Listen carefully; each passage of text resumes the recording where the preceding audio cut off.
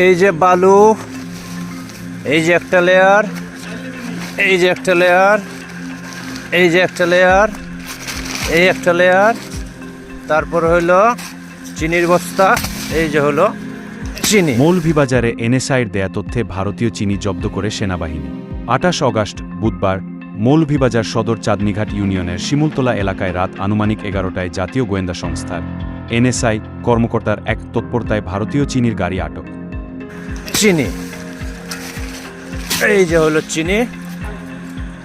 জানা যায়, এনএসআই কর্মকর্তা গোপন সংবাদ পেয়ে একাই চিনির ট্রাক আটক করে।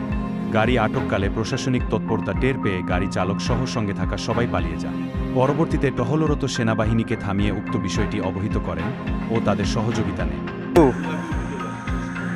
বালু ধরেন ৩ আঙ্গুল, তারপরে ৩-৪টা লেয়ার আছে হলো পলিথিনের।